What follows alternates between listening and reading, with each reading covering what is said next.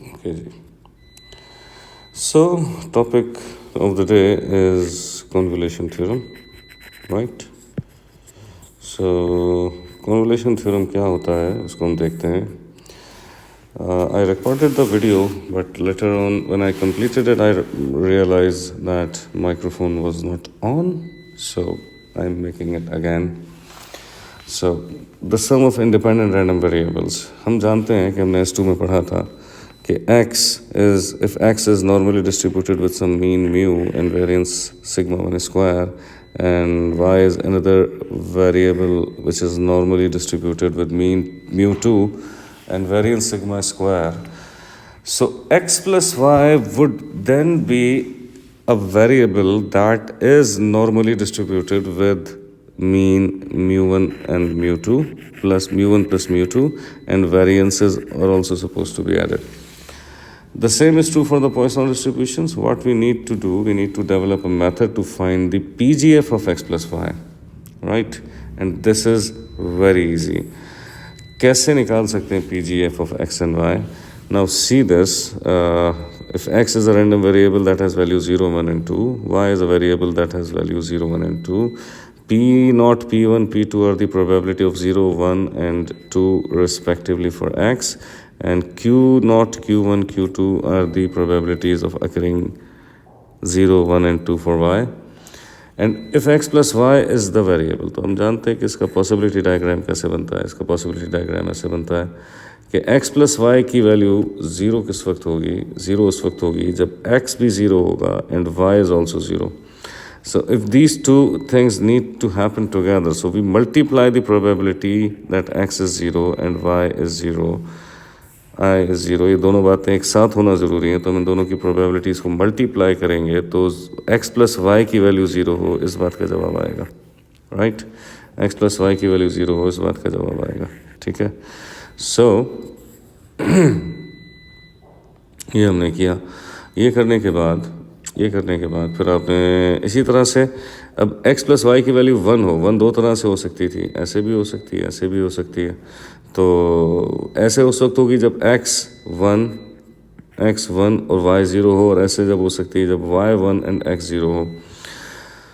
सो इन दोनों की प्रोबेबिलिटीज़ को मल्टीप्लाई करेंगे कि जब x 0 हो और y 1 हो, P0 multiply by Q1 and P1 multiply by Q0, like this. In the same way you can develop this table. And if you are asked to find out the PGF of x plus y, so t raised to the power 0 multiply by the probability, then t raised to the power 1 multiply by its probability P1 Q0 plus P0 Q1. Similarly, you can develop this function. But this very same function, surprisingly, can be written as this. Right, if I can use the highlighter, this is same as multiplying the PGF of x with PGF of y, right? So this is not a highlighter, it's kind of a rubber, I guess. So anyway, so you understand that. So issue is the PGF of x plus y can be obtained easily by multiplying the PGF of x and PGF of y, and this is called convolution theorem, right? So this is the convolution theorem जिसमें हमने ये example कल की थी, आप लोगों को याद होगी. और इसके बाद मैं आप लोगों को एक चीज़ और बता दूं कि अगर PGF ऑफ अ फंक्शन निकालना है एक रैंडम वेरिएबल का, कि for example y is equals to ax plus b, अब y का PGF निकालना है एंड प्रोवाइडेड दैट x का PGF आपको पता है, तो हम जानते हैं कि PGF of t is considered as expected value of t raised to the power x, right? तो ये जो y है, इस x की जगह अगर मैं y रख दूं, इस x की जगह अगर हम y रख दें, इस x की जगह अगर y रख दें, तो y is equals to ax plus T right. अब यू नो कि T raised to the power A X plus B को हम T power X multiply by T power B लिख सकते हैं। So is something wrong with the pencil, right, very irritating. Anyway, so t raised to the power b can come out because this t power b is a constant multiplying with t raised to the power ax. This can be written as t power a raised to the power x, which is same as finding the probability generating function for t power a, right? So finally we come to a conclusion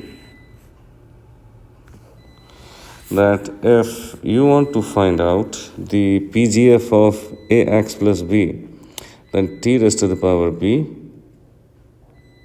probability generating function of t power a in x, तरीका ये